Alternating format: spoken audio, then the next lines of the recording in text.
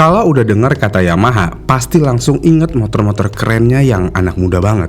Mulai dari yang ini, dan ini. Jika kita mau bandingkan dengan Honda, Honda selalu memiliki desain yang bapak-bapak banget. Tapi ya walaupun Honda punya desain yang selera dewasa banget, anehnya Vario cukup laku, bahkan laku banget. Padahal desainnya ya bagus sih, tapi nggak seanak muda Yamaha. Mungkin yang membuat Yamaha Vario laku keras di Indonesia, ya karena ini Honda. Udah itu aja, walaupun emang itu salah satu motor menu wajib ngaber sih. Tapi kalau mau dibandingkan dengan Yamaha, Yamaha itu desainnya kalau menurut saya pribadi lebih bagus dan anak muda banget. Pertanyaannya, kenapa Yamaha kalau membuat desain hampir selalu bagus? Misalnya gini deh, motor yang kurang laku aja atau nggak laku sebenarnya desainnya bagus. Misalnya kayak Yamaha Sabre. Walaupun memiliki beberapa kekurangan dari motor ini yang sudah saya sebutkan di video ini sebelumnya, tapi desain dari motor ini sebenarnya cukup jelas, yaitu Naked Sport. Kemudian di kelas yang sama ada Yamaha Vision R yang nggak laku. Walaupun motor ini nggak laku, sebenarnya desainnya ya oke-oke aja dan masih anak muda banget jika dibandingkan kompetitor lainnya. Terus ada Aerox 125. Desain motor ini sebenarnya ya bagus-bagus aja, cuman motor ini nggak laku karena beberapa alasan, dan sebagainya. Dari motor-motor Yamaha yang kurang laku atau yang gagal di Indonesia aja, Yamaha tetap memiliki desain yang bagus. Kenapa Yamaha bisa melakukan hal itu? Sebenarnya ini sudah menjadi bagian dari teknik marketing Yamaha. Yamaha dari zaman dulunya memang pasarnya anak muda banget. Ini bisa dilihat dari motor zaman dulunya, misalnya Jupiter Z. Jupiter Z kala itu saingannya kalau nggak Honda Supra ya Shogun.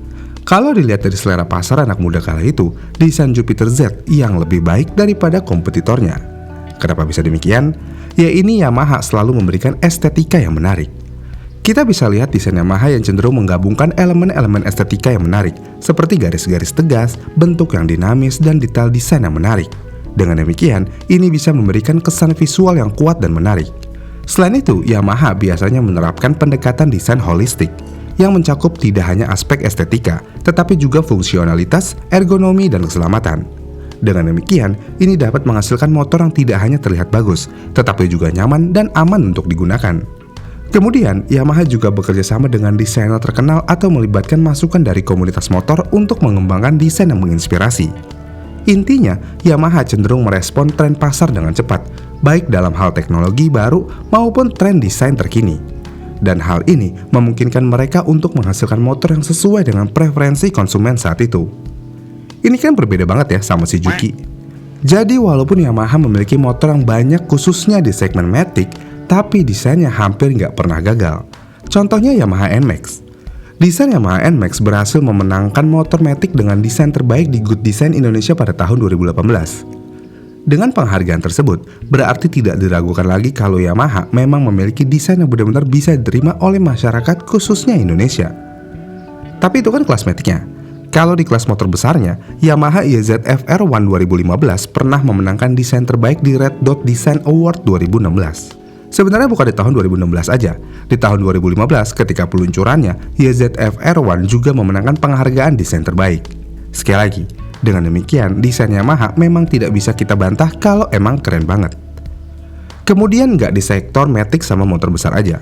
Karena di kategori sport fairing 150cc, Yamaha berhasil memenangkan desain terbaik juga dengan Yamaha R15. Dan di kelas naked 150, MT15 juga mendapatkan penghargaan desain terbaik.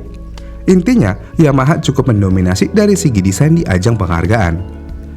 Ada satu motor yang belum memenangkan penghargaan desain di kelas 155cc Matic, yaitu Yamaha Aerox. Aerox memiliki desain yang sangat unik.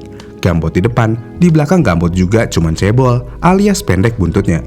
Ya kalau digambarkan seperti ayam, Yamaha Aerox kayak ayam kate kali ya. Walaupun kalau dipikir-pikir desain ini bakal aneh, tapi kenyataannya enggak sama sekali.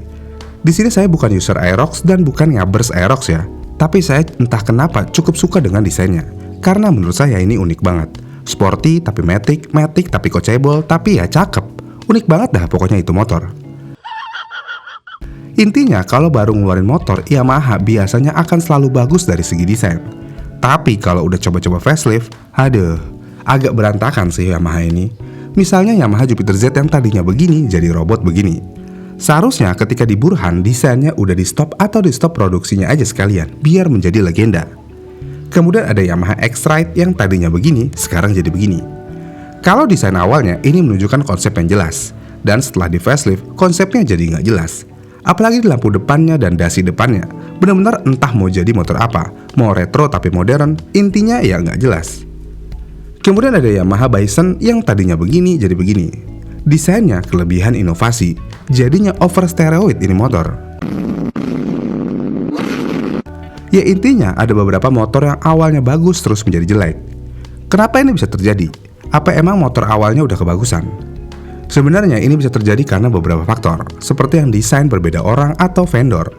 Tidak bisa dipungkiri ketika kita sebagai vendor atau karyawan Yamaha nih bagian desain, terus tiba-tiba disuruh bikin desain facelift motor Yamaha yang udah ikonik. Contohnya seperti Jupiter Z. Mungkin sampai Jupiter Z Burhan desainnya masih aman dan inovatif.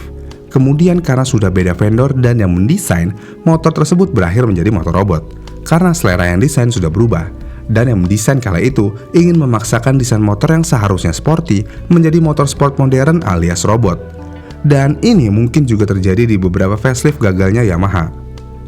Kemudian faktor kedua mungkin Yamaha sudah terlalu pede dengan nama besar motornya. Kalau kita melihat motor-motor yang gagal ketika di facelift adalah motor yang cukup laku di generasi awal-awal. Misalnya kayak Yamaha Fiction. Yamaha Fiction ketika diluncurkan menjadi motor yang merajai kelas 150cc naked. Dengan status seperti itu, mungkin Yamaha berpikiran kalau ngeluarin motor dengan desain apapun asal mengatasnamakan Fiction pasti akan laku. Padahal kenyataannya nggak bisa begitu, ya malah amsyong. Ditambah, motor ini nggak diterima sama sekali sama komunitas. Kenapa komunitas sangat penting? Ya karena komunitas dari suatu motor itu cukup penting. Kalau komunitasnya aja nggak suka, jadi buat apa diproduksi? Tapi di luar dari beberapa kegagalan desain facelift Yamaha, Yamaha bisa dibilang jarang baper atau menyewa tukang bakso kalau dikomen sama customernya. Dan Yamaha biasanya menanggapi apa yang dikeluhkan customernya, mulai dari sosial media, berita, dan apapun itu. Dengan bermodal hal tersebut, biasanya Yamaha tiba-tiba ngeluarin motor baru dengan desain yang ciamik, yang sesuai dengan apa yang dikeluhkan oleh customer sebelumnya.